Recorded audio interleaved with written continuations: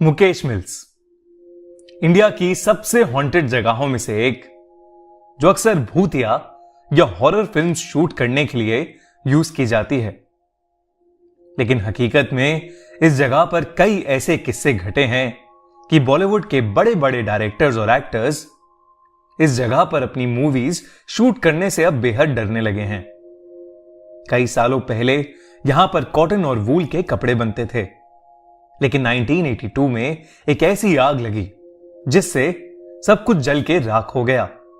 आज तक कोई नहीं जानता कि वो आग कैसे लगी, लेकिन तब से ये जगह वीरान पड़ी है और इसके आसपास कोई भी नहीं जाता। एक बार की बात है, मुकेश मिल्स में एक हिंदी हॉरर फिल्म की शूटिंग चल रही थी। फिल्म की हीरोइन ग्रीन रूम में अकेले अपने डायलॉग्स रिहर्स कर रही थी। तभी उसकी नजर एक बहुत ही सुंदर झुमकों पर पड़ी जो जमीन पर नीचे गिरे हुए थे। उसने वो झुमके उठाए और शीशे के सामने अपने कान में लगाकर वो झुमके देखने लगी कि तभी उसकी असिस्टेंट प्रिया ग्रीन रूम में आ गई। प्रिया ने जैसे ही शीशे में देखा तो वो एकदम से बहुत ज्यादा घबरा गई। उस शीशे में उसे उस हीरोइन की जगह एक जली हुई दुल्हन दिखी जिसने वो झुमके पहन रखे थे। प्रिया डर के मारे चिल्लाई तो उस हीरोइन के हाथ से झुमके नीचे गिर गए। अब प्रिया को उस शीशे में वो औरत नहीं दिख रही थी और सब नॉर्मल था। प्रिया को लगा कि शायद ये उसका वहम होगा। उसने हीरोइन से माफी मांगी और उसे बताया कि शॉट रेडी है और डायरेक्टर उसे शॉट के लिए बुला रहा है। कुछ देर बाद जब वो हीरोइन अपना शॉट दे रही थी तो अचानक से उस फिल्म के सेट पर लाइट जलबुझ होने लगी। थोड़ी देर फ्लिकरिंग के बाद एक बड़ा सा धमाका हुआ और वहां की सारी लाइट्स ऑफ हो गईं। प्रोडक्शन असिस्टेंट श्याम अपने एक साथी को लेकर फ्यूज चेक करने के लिए थोड़ा बाहर निकला। बाहर बहुत तेज बारिश शुरू हो गई थी, बिजली कड़क रही थी और बादल जोरों से गरज रहे थे। जब श्याम और वो दोनों मुकेश मिल्स की लॉबी की तरफ गए तो उन्हें अंधेरे में एक आदमी दिखा जो बारिश में खड़ा सिगरेट पी रहा था। अंधेरे की वजह से उसका चेहरा ठीक से नहीं दिख रहा था। श्याम ने बिजली के फ्यूज के बारे में उससे पूछा तो उसने कोई जवाब नहीं दिया। श्याम को वो आदमी बेहद अजीब लग रहा था, लेकिन कुछ ही पल बाद उस आदमी ने अपने हाथ से मिल्स के कोने की तरफ इशारा किया। वो दोनों उस तरफ जाने लगे, लेकिन श्याम बार बार उस आदमी को पीछे मुड़कर देख रहा था। तभी अचानक से बिजली कड़की और उस आदमी की शक्ल श्याम को दिखी, जिसे देखकर वो सुन सा पड़ गया। उस आदमी का चेहरा बेहद डरावना था और वो घूर घूर कर श्याम को देखे जा रहा था। इतने में श्याम के साथी ने फ्यूज ठीक कर दिया और लाइट वापस आ गई, लेकिन लाइट वापस आते ही वो आदमी गायब हो गया। श्याम बिना किसी को कुछ बोले डरा डरा वापस सेट पर चल दिया। लाइट वापस आ गई और शूटिंग फिर से शुरू हो गई, लेकिन अब उस हीरोइन के मुंह से डायलॉग्स ही नहीं निकल रहे थे। ऐसा लग रहा था जैसे वो बोलना चाह रही है, लेकिन किसी ने उसका मुंह ही बंद कर दिया हो। तभी उसका शरीर भी अकड़ने लगा और अचानक से उसे चक्कर आए और वो वहीं बेहोश होकर नीचे गिर गई। डायरेक्टर ने एक शॉर्ट ब्रेक अनाउंस किया और हीरोइन के असिस्टेंट प्रिया उसे ग्रीन रूम ले गई। प्रिया ने उसे ग्रीन रूम में लिटाया और उसके लिए जूस लेने बाहर जाने लगी। तभी उसे टेबल पर पड़े वो झुमके दिखे जो उस हीरोइन ने पहले पहने थे। उसने वो झुमके लिए और बाहर जाते हुए उन्हें डस्टबिन में फेंक दिया। उसे लगा कि हो ना हो उन झुमकों की वजह से ही शायद सब कुछ बिगड़ रहा है। श्याम, जिसने सिगरेट पीते हुए उस आदमी को देखा था, वो डरा डरा मुकेश मिल्स में इधर से उधर घूम रहा था। उसे बार बार ऐसा लग रहा था कि कोई छोटी सी बच्ची उस भयानक बिल्डिंग के अंदर कैद है और वो रो रही है। धीरे धीरे वो आवाज और तेज होती गई और उसके कानों में गूंजने लगी। उधर हीरोइन की असिस्टेंट प्रिया जूस लेकर ग्रीन रूम में पहुंची। तब उसने जो देखा, उसे देखकर वो चौंक उठी। उसने देखा कि वो हीरोइन शीशे के सामने वही झुमके पहने बैठी है जिसे उसने अभी फेंका था। उस हीरोइन की आंखें लाल हो चुकी थीं। उसने अपने हाथ में स्क्रिप्ट ले रखी थी और वो पागलों की तरह कुछ भी बड़बड़ाए जा रही थी। अचानक उसने सारे पेपर्स फाड़ दिए और उन्हें खाने लगी। ये सब देखकर प्रिया कांप उठी और जल्दी से रूम से भाग आई। उसने सीधा जाकर डायरेक्टर को पूरी बात बताई और सब लोग मिलकर उस ग्रीन रूम में पहुंचे, पर वहां सब कुछ नॉर्मल था। वो हीरोइन वहीं पर बैठी हुई अपनी स्क्रिप्ट पढ़ रही थी। प्रिया कुछ समझ ही नहीं पा रही थी। उस एक्ट्रेस ने डायरेक्टर से कहा, क्या वो आज की शूट कैंसिल कर सकते हैं? डायरेक्टर फौरन मान गया और उसने अपनी क्रू को पैकअप करने के लिए बोल दिया। हीरोइन, बाकी एक्टर्स और डायरेक्टर्स सब लोग अपनी गाड़ी में बैठकर वहां से निकल गए, लेकिन उसकी असिस्टेंट अब भी ग्रीन रूम में ही थी। वो उस एक्ट्रेस का सामान पैक कर रही थी कि उसे वो झुमके फिर से दिखे। उसने जैसे ही वो झुमके अपने हाथ में लिए, उसे वो औरत फिर से शीशे में ठीक उसके पीछे खड़ी दिखी। वो मुड़ी तो वहां कोई नहीं था। उसने झुमके वहीं छोड़ दिए और वहां से जल्दी से निकल गई। वहां से निकलते ही उस हीरोइन की तबीयत एकदम ठीक हो गई, लेकिन वो प्रोडक्शन का लड़का पूरी तरह से पागल हो गया और कुछ ही दिनों में उसकी तबीयत इतनी खराब हो गई कि उसने उस मिल में जाकर अपने आप को जला डाला। वो जली हुई झुमके वाली औरत, या वो रोती हुई बच्ची की गूंज, या वो सिगरेट पीता डरावना आदमी, ये सब कई बार कई लोगों ने महसूस किया है। कहते हैं कि एक बार मुकेश मिल्स में नाइट ड्यूटी करते हुए एक गार्ड ने उस मिल्स के अंदर से म्यूजिक बजने की आवाजें सुनी। ये बहुत अजीब था क्योंकि उस दिन कोई शूटिंग नहीं हो रही थी और ना ही मिल्स के अंदर कोई भी इवेंट था। उस रात उस गार्ड ने अंदर जाकर देखा तो उसे काली परछाई दिखी। वो उसे देखकर इतना डर गया कि उसने वो नौकरी ही छोड़ दी। और तो और वहां एक बार एक 10 साल की लड़की शूटिंग करते समय अचानक से बहुत अजीब तरीके से बिहेव करने लगी। उसने पहले तो एक मर्द की आवाज में सबको वहां से भाग जाने के लिए कहा और फिर अपने हाथों के बल उल्टा होकर चलने लगी और कुछ ही पल में बेहोश हो गई। ये देख सब लोग वहां से जल्दी से निकल गए। जैसे ही उसके पिता उसे उस मिल से कुछ दूर लेकर गए, वो एकदम नॉर्मल हो गई, लेकिन उसे कुछ भी याद नहीं रहा कि उसके साथ क्या हुआ था। मुकेश मिल्स की ऐसी कई कहानियां हैं और वहां ऐसे कई राज छुपे हैं, लेकिन मुकेश मिल्स का सच कोई नहीं जानता। मेरा नाम इकबाल है और मैं पिछले 20 सालों से मुंबई में ऑटो चला रहा हूँ। मैं मुंबई का चप्पा चप्पा जानता हूँ और सभी इलाकों से गुजर चुका हूँ, पर मुंबई में एक ऐसी जगह है जहां मैं कभी नहीं जाता। वो है मुंबई की गोरेगांव में स्थित आरे कॉलोनी। करीब 8-9 साल पहले देर रात में एक पैसेंजर को रॉयल पाम सोसाइटी में छोड़ के मैं घर वापस लौट रहा था। पूरा रास्ता सुनसान जंगलों के बीचों बीच बना था। उस दिन हवा बहुत जोरों से चल रही थी और हल्की हल्की ठंड भी। मैं किशोर कुमार का गीत गुनगुनाता हुआ जा रहा था कि अचानक मेरी ऑटो के सामने एक औरत आई। मैंने झटके से गाड़ी रोकी और उस औरत से माफी मांगने के लिए उतरा, मगर वहां दूर दूर तक कोई नहीं था। मुझे लगा कि मेरी आंखों का कुछ धोखा हुआ है, तो मैं ऑटो में वापस बैठ गया। जैसे ही मैंने ऑटो स्टार्ट करी, एक बूढ़ी सी औरत मेरे बगल में आके खड़ी हो गई और उसने मुझसे कहा, थोड़ा आगे तक चलोगे? और पीछे बैठ गई। उस औरत ने फटे पुराने कपड़े पहन रखे थे और एकदम मिट्टी में लिपटी हुई।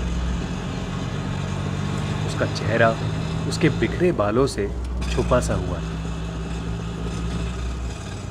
मुझे थोड़ा अजीब सा लग रहा था कि रात के 3 बजे इस बूढ़ी औरत को कहां जाना है। मैंने उससे पूछा, मैडम कहां जाना है आपको? उसने जवाब में कहा, आगे एक शमशान है, बस वहां तक। ऑटो के मिरर से जब मैंने उसे कहते देखा, उसकी आंखों में एक डरावनी सी चमक थी। जब उसके बाल हवा से उड़े तो उसका गलगला सा चेहरा देख मेरी आंखें फटी की फटी रह गई। मेरे पूरे शरीर के रोंगटे खड़े हो गए और तब मुझे सूझा कि शायद मेरे पीछे जो औरत बैठी है वो एक चुड़ैल है। मुझे कुछ समझ नहीं आ रहा, इसलिए मैं चुपचाप ऑटो को खूब तेजी से आगे भगा रहा था। एकदम से मेरी ऑटो में खड़खड़ हुई और वो बंद पड़ गई। मैंने तुरंत उतर के बिना उस औरत से नजर मिलाए ऑटो को ठीक करने में लगा। जैसे ही मैंने ऑटो ठीक करके ऑटो स्टार्ट किया तब मैंने देखा कि वो औरत मेरे पीछे वाली सीट पे है ही नहीं। तभी मेरे बगल से एक ऑटो गुजरा जिसमें वही औरत बैठी थी। मैं उस इलाके से जैसे तैसे निकल कर घर पहुंचा और सीधे जाके सो गया। अगले दिन मुझे मालूम हुआ कि उस इलाके में एक ऑटो का एक्सीडेंट हुआ है और ऑटो ड्राइवर की उसी समय डेथ हो गई। और सबसे चौंका देने वाली बात यह थी कि वो वही ऑटो था जिसमें वो बूढ़ी औरत बैठ के निकली थी। इस किस्से के बाद मैंने कई कहानियां सुनी कि आरे कॉलोनी में ऐसी सफेद साड़ी वाली एक बूढ़ी सी चुड़ैल रहती है।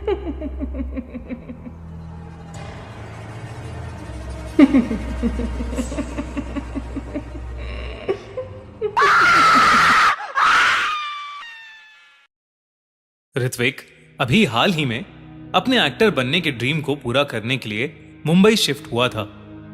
यह शहर उसके लिए बिल्कुल नया था। वो यहां पर आकर 3 लड़कों के साथ एक 1 BHK फ्लैट शेयर कर रहा था। वो तीनों लड़के भी एक्टर बनना चाहते थे और वो भी कई सालों से मुंबई में ही रह रहे थे।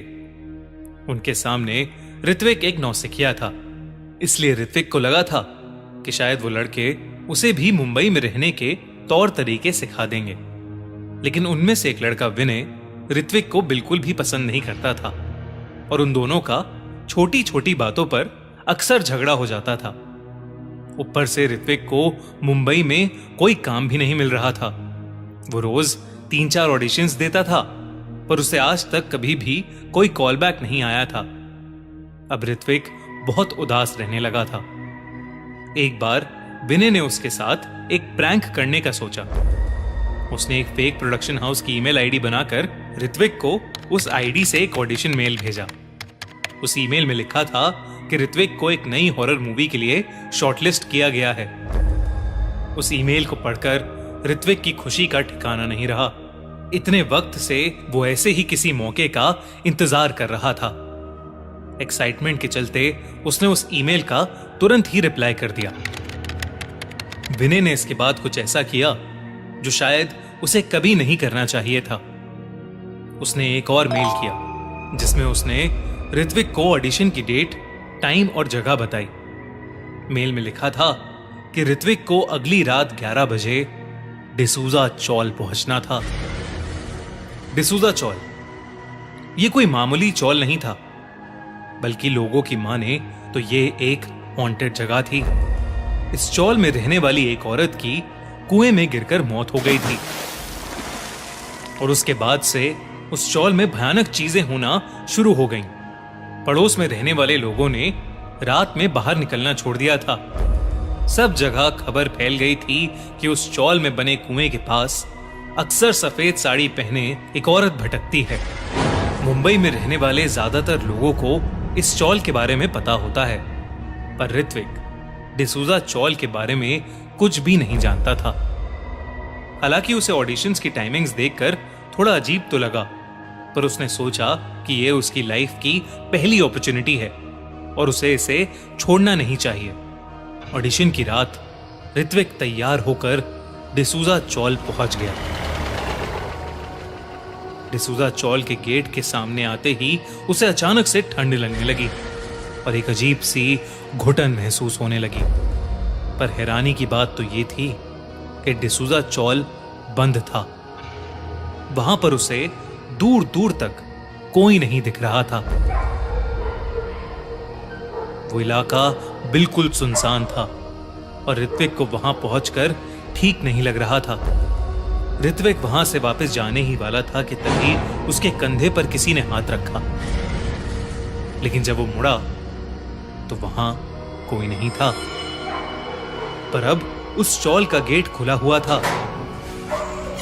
और अंदर से एक रोशनी आ रही थी। ऋत्विक को सब कुछ अजीब लग रहा था, पर अंदर से आती रोशनी देख उसे लगा कि शायद वही ऑडिशन का एरिया होगा और वो उस तरफ चल दिया। जैसे ही ऋत्विक अंदर गया उसे एक बड़ा सा कंपाउंड दिखा जिसके बीचों बीच एक बड़ा सा कुआं था। ऋत्विक की नजर अब उस कुएं पर गई और जो उसने देखा उसे देखकर उसके होश उड़ गए। कुएं के किनारे पर एक औरत खड़ी हुई थी और उसे देखकर ऐसा लग रहा था जैसे वो कुएं में कूदने ही वाली हो। वो औरत दिखने में बेहद अजीब थी और वो ऋत्विक को घूरे जा रही थी। वो ऋत्विक को देखकर बोली, मुझे बचा लो, मुझे बचा लो, मैं मरना नहीं चाहती, मुझे बचा लो। ये देखते ही ऋत्विक ने उस औरत को आवाज लगाई और उसे बचाने के लिए भागा, पर उसकी आवाज लगाते ही वो औरत कुएं के अंदर कूद गई। ऋत्विक भागकर कुएं तक पहुंचा तो उसने देखा कि उस कुएं के अंदर कोई भी नहीं था, यहां तक कि पानी के हिलने तक का भी निशान नहीं था। ऋत्विक बहुत घबरा रहा था क्योंकि उस औरत को कूदते हुए उसने अपनी आंखों से देखा था।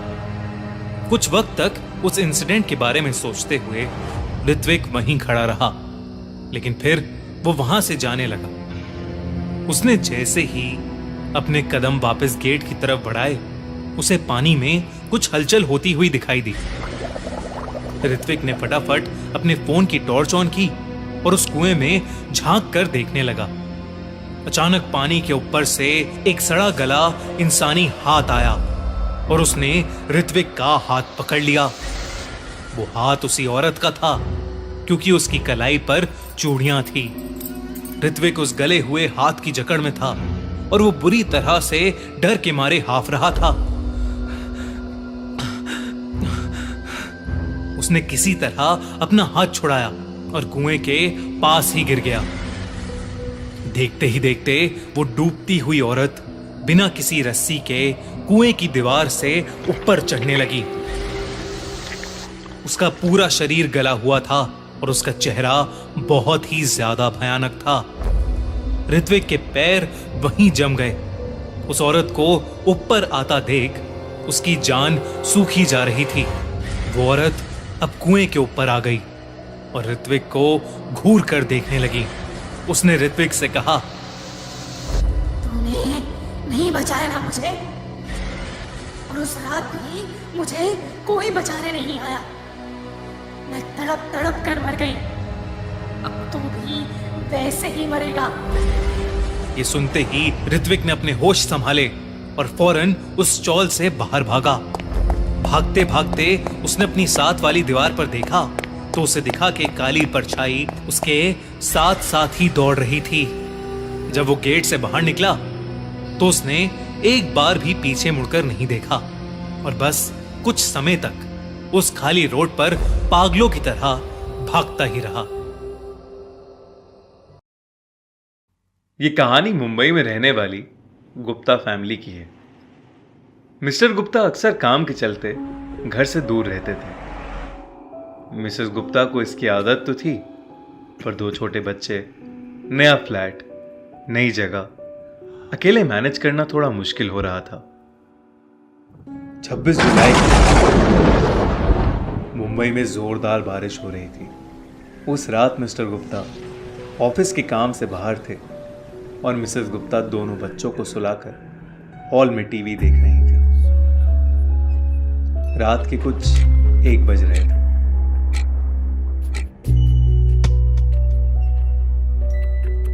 उन्हें लगा कि शुभम रात में उठ के कुछ मस्ती कर रहा है, तो वो गुस्से में बोली, शुभम, तू सोया नहीं अभी तक? पर वहां शुभम नहीं, बल्कि एक 18-19 साल का अजीब सा दिखने वाला लड़का। मिसेस गुप्ता थोड़ा डर गई कि ये लड़का छोटे बच्चों की तरह अजीब अजीब हरकतें क्यों कर रहा है। जैसे ही वो उस लड़के की तरफ आगे बढ़ी, वो लड़का सीधा बच्चों के कमरों में चला गया।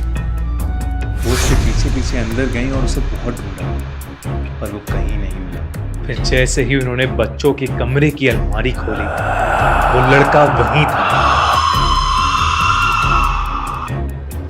मिसेस गुप्ता ने तुरंत अपने हस्बैंड को फोन किया, लेकिन फोन में नेटवर्क ही नहीं था और कोई दरवाजे को जोर जोर से खटखटाने लगा। मिसेस गुप्ता ने हिम्मत करके जैसे ही दरवाजा खोला, वैसे ही एक बूढ़ी सी औरत हाथ में फावड़ा लिए बच्चों के कमरे की तरफ बढ़ी। मिसेस गुप्ता भी उसके पीछे पीछे अंदर भागी। रुक जाओ, कौन हो तुम? क्या चाहिए तुमको? रुक जाओ। उस औरत के अंदर घुसते ही दरवाजा बेहद जोर से बंद हुआ। मिसेस गुप्ता ने जैसे ही दरवाजा खोला, उन्होंने देखा कि बालकनी में वो औरत उसी लड़के के साथ रेलिंग पर खड़ी है। उस औरत ने मिसेस गुप्ता को मुड़ के देखा और लड़के को लेकर नीचे कूद गई। मिसेस गुप्ता को कुछ समझ नहीं आ रहा था।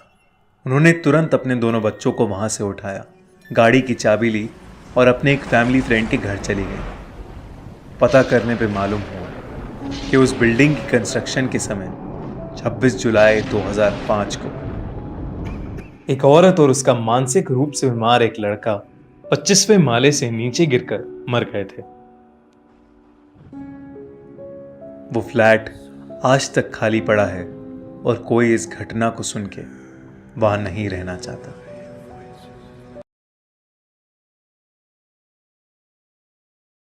ये कहानी 90s के दशक की है, जब नवी मुंबई का इलाका पहाड़ी हुआ करता था और वहां कुछ ही लोग रहा करते थे। किशन नाम का एक नौजवान अपने गांव से नौकरी की तलाश में नया नया मुंबई शहर आया था। किशन नवी मुंबई में अपने एक मामा के घर रह रहा था। उसके मामा एक ड्राइवर थे और वो एक बड़े अफसर के लिए काम करते थे, जिसकी वजह से वो अक्सर शहर से दूर ही ड्यूटी करते थे और वो दिनों दिनों तक घर नहीं आते थे। किशन भी रोज 2 घंटे ट्रैवल करके नौकरी की तलाश में मुंबई की तरफ निकल जाता था और शाम को घर लौटता था। लेकिन शाम को वो इलाका एकदम सुनसान हो जाता था। एक दिन जब किशन ने अपने मामा से पूछा कि वहां के लोग शाम को घर से बाहर क्यों नहीं निकलते, तो उसके मामा ने उसे एक बहुत ही दिलचस्प कहानी सुनाई। उन्होंने कहा कि वहां के लोग ये मानते हैं कि नवी मुंबई और मुंबई की गलियों में एक चुड़ैल घूमती है जिसके 3 सर हैं। लोग उसे 3 मुंडी वाली चुड़ैल बुलाते हैं। वो रात में निकलती है और जब लोग सो जाते हैं तो वो उनके घर जाकर उन्हें अपने वश में कर लेती है। वो उनके अंदर की शक्ति खींच लेती है और उन्हें बेहोशी की हालत में छोड़कर वहां से चली जाती है। कुछ लोगों का तो ये भी मानना है कि वो 3 मुंडी वाली चुड़ैल एक डायन है और लोगों की शक्ति छीन छीन कर वो अपने आप को अमर बना रही है। छोटे बच्चों से लेकर घर के बड़े बूढ़ों तक सभी लोग उससे इस कदर डरते हैं कि शाम होते ही वो अपने अपने घरों के दरवाजे अंदर से कसके बंद कर लेते हैं। ये सुनकर किशन ने अपने मामा से पूछा कि क्या वो भी ये सब मानते हैं। तब उसके मामा ने कहा कि पहले वो ये सब नहीं मानते थे, लेकिन हाल फिलहाल में उस इलाके में कई लोग अपने ही घर के बाहर सुबह सुबह बेहोश मिले हैं और जब उन्हें होश आया तो उन्होंने सबको बताया कि पिछली रात उन्होंने उस 3 मुंडी वाली चुड़ैल को देखा था। इतना ही नहीं, वहां के लोकल अखबारों में भी उस चुड़ैल के बारे में खबरें छपने लगी हैं। किशन को ये कहानी बड़ी रोमांचक लगी, लेकिन उसे उस पर विश्वास नहीं हुआ और वो सोने चला गया। कुछ ही दिनों में किशन की नौकरी लग गई और एक रात वो अपने काम के चलते बड़ी देरी से घर पहुंचा। रात के करीब 1 बज रहे थे और उसके मामा भी अपनी ड्यूटी के सिलसिले में बाहर थे। किशन बहुत थक गया था तो उस रात वो बिस्तर पर लेटते ही सो गया। लेकिन कुछ ही पलों में उसके घर की डोरबेल बजी। डोरबेल की आवाज सुनकर किशन थोड़ा घबरा गया, क्योंकि इतनी रात कभी कोई नहीं आता था। उसने दरवाजा खोला तो उसके सामने उसके मामा खड़े थे, लेकिन वो बहुत अजीब से दिख रहे थे। वो दरवाजे पर खड़े किशन को घूरे जा रहे थे। किशन ने उन्हें अंदर बुलाया और उनके लिए पानी लेने किचन में गया। रात के 2 बज चुके थे। किशन जैसे ही किचन से वापस आया, उसके हाथ से पानी का गिलास छूट गया। जहां उसके मामा खड़े थे, उसके ठीक सामने एक शीशा था जिसमें उसके मामा की जगह उसे वो 3 सिर वाली चुड़ैल खड़ी दिख रही थी। किशन उसे देखते ही घबरा गया और उसने बेडरूम में जाकर अपना दरवाजा अंदर से बंद कर लिया। कुछ ही देर में किशन के दरवाजे पर जोरों से धमधम शुरू हो गई। किशन के पसीने छूट गए, लेकिन उसने डर के मारे दरवाजा नहीं खोला। कुछ देर बाद जब वो धमधम बंद हुई तो उसने हिम्मत करके दरवाजा खोला। घर में उसे कोई नहीं दिख रहा था, लेकिन तभी उसे किसी लड़की की आवाज आई। वो डरते डरते पीछे मुड़ा। वो 3 मुंडी वाली चुड़ैल उसके सामने खड़ी थी। वो किशन को देखकर बहुत जोरों से हंसने लगी। किशन ने वहां से भागने की कोशिश की, लेकिन तब तक बहुत देर हो चुकी थी। वो उस 3 मुंडी वाली चुड़ैल के चंगुल में फंस चुका था। सुबह जब उसके मामा वापस आए तो उन्होंने देखा कि किशन बेहोशी की हालत में है और उसका पूरा बदन नीला पड़ा है। कुछ समय बाद जब किशन को होश आया तो उसने अपने मामा को पिछली रात के बारे में बताया।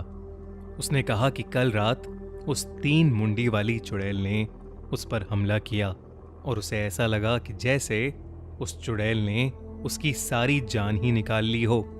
किशन उस रात के बाद मुंबई छोड़कर वापस अपने गांव चला गया और वो 3 मुंडी वाली चुड़ैल भी समय के साथ एक कहानी बनकर रह गई।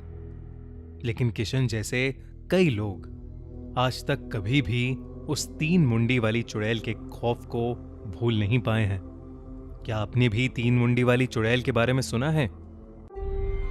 Grand Paradi towers,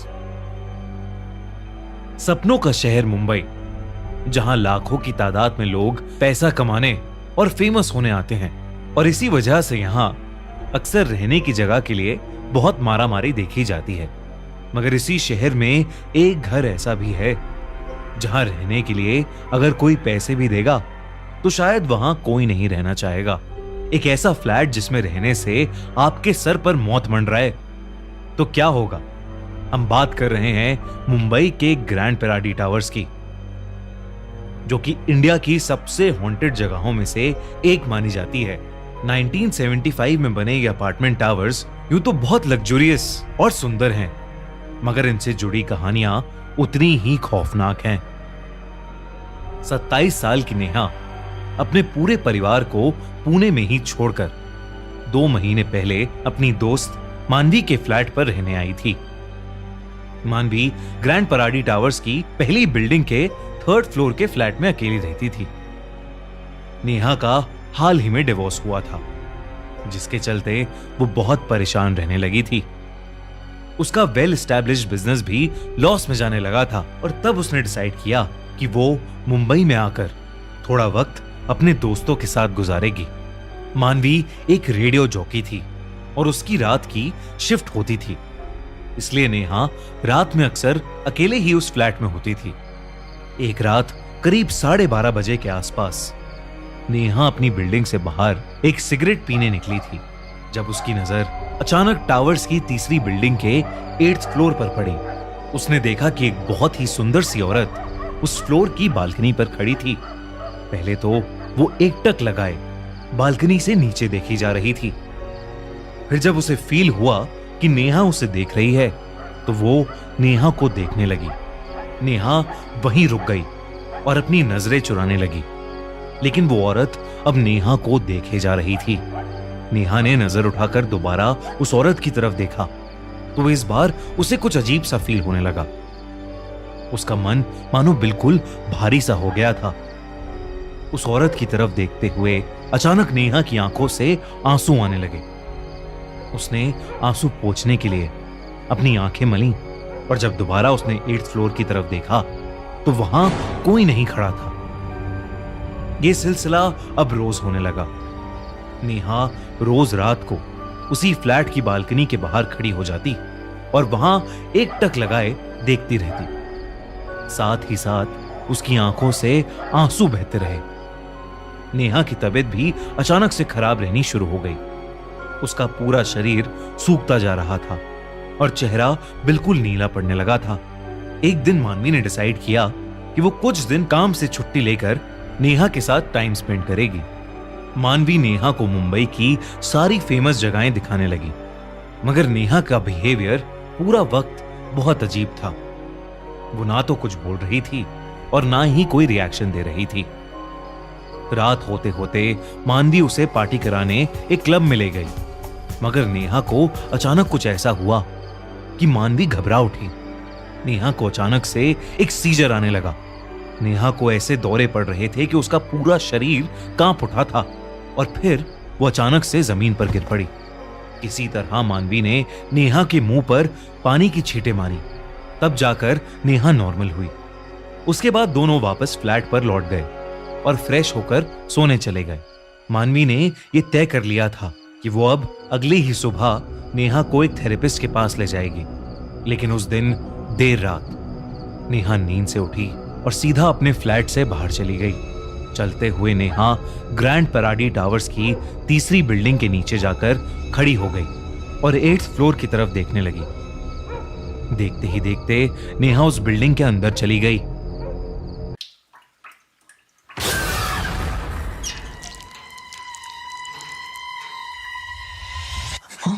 Mommy's with the maggots now. This is what happened to all. It happened to us. Don't let her take my babies. I'm getting us out of here. Open up now. वो lift में घुसी और 8th floor पर पहुंच गई। उस floor पर सब कचरा बिखरा पड़ा था, जैसे वहां कई सालों से कोई ना रहा हो। नेहा दरवाजे के सामने जाकर रुक गई और वो उस पर लगे ताले को देख ही रही थी कि अचानक से उस अपार्टमेंट का दरवाजा अपने आप खुल गया। नेहा हैरानी से वहीं खड़ी थी। उस अपार्टमेंट में से बहुत सड़ी बदबू आ रही थी। तभी नेहा को एक औरत ने आवाज लगाई। उसने सर उठाकर सामने देखा तो वहां वही औरत थी जिसे वो रोज देखती थी। वो औरत उस फ्लैट की बालकनी में खड़ी थी। उस औरत ने हंसकर नेहा को अपने पास आने का इशारा किया। नेहा ये देखकर उस फ्लैट के अंदर चली गई। वो बालकनी तक जा ही रही थी कि अचानक वो औरत वहां से गायब हो गई। ये देखकर नेहा घबरा गई और सीधा दरवाजे की तरफ वापस भागी, लेकिन वो दरवाजा अब लॉक था। नेहा जोर जोर से चिल्लाने लगी, दरवाजा पीटने लगी, मगर उसकी आवाज किसी तक नहीं पहुंची। तभी उसे लगा कि जैसे उसके पीछे कोई खड़ा है। वो मुड़ी और उसकी आंखें फटी की फटी रह गईं। उसके सामने वही औरत खड़ी थी, लेकिन उसके चेहरे पर एक बहुत ही लंबी और खतरनाक हंसी थी, पर उसकी आंखों से आंसू भी आ रहे थे। उसके बाल बिल्कुल बिखरे हुए थे और खाल बिल्कुल सड़ी हुई। देखते ही देखते उस फ्लैट में एक एक करके बहुत सारे मरे हुए लोगों की आत्माएं दिखाई देने लगीं। वो सब नेहा की तरफ बढ़ने लगे। वो सभी आत्माएं बहुत दुखी लग रही थीं। उन सब को देखकर नेहा का मन अचानक से बहुत भारी हो गया और उसकी आंखों से भी आंसू बहने लगे। वो बहुत ही ज्यादा डिप्रेस्ड फील करने लगी। एक एक करके वो सारी आत्माएं बालकनी पर चढ़कर वहां से कूदने लगीं। नेहा भी उनके पीछे जाकर खड़ी हो गई और अपनी बारी आने पर वो भी उस बालकनी से नीचे कूद गई। उधर मानवी को एक फोन आया, जिसे सुनकर उसके पैरों तले जमीन खिसक गई। उसे एक हॉस्पिटल से फोन आया था। नेहा को काफी बुरी हालत में उस हॉस्पिटल में एडमिट किया गया था, क्योंकि उसने ग्रैंड पैराडी टावर्स के 8th फ्लोर से कूदकर अपनी जान देने की कोशिश की थी। मानवी ये सुनकर दंग रह गई। उसे कुछ भी समझ नहीं आ रहा था कि आखिर नेहा उस 8th फ्लोर वाले फ्लैट में गई कैसे, क्योंकि वो फ्लैट तो न जाने कितने सालों से बंद पड़ा था। अगले दिन जब नेहा को होश आया तो उसने अपने साथ हुआ पूरा किस्सा मानवी को बताया। लेकिन फिर उसी रात नेहा ने अपना दम तोड़ दिया। मानवी नेहा की मौत से टूट चुकी थी और तब ग्रैंड पैराडी टावर में रहने वाले एक आदमी ने उसे कुछ ऐसा बताया जिससे मानवी के रोंगटे खड़े हो गए। उस आदमी ने मानवी से कहा कि ग्रैंड पैराडी टावर्स की 3rd बिल्डिंग के 8th फ्लोर को हॉन्टेड माना जाता है। उस फ्लोर से न जाने कितने लोगों ने सुसाइड करके अपनी जान दे दी है, पर जिन भी लोगों ने सुसाइड किया है वो सब बहुत स्ट्रेस में थे, इसलिए कोई आज तक समझ नहीं पाया है कि क्या सच में 8th फ्लोर का वो फ्लैट हॉन्टेड है या वो लोग सच में अपनी जिंदगी से परेशान हो गए थे। नेहा के साथ जो भी हुआ वो आज भी एक पहेली है और उन सभी लोगों की मौत की मिस्ट्री भी आज तक सुलझ नहीं पाई है जिन्होंने उस 8th फ्लोर से कूदकर सुसाइड किया था। अगर आपको ये वीडियो अच्छी लगी तो हमारा चैनल खूनी मंडे सब्सक्राइब करना बिल्कुल मत भूलना।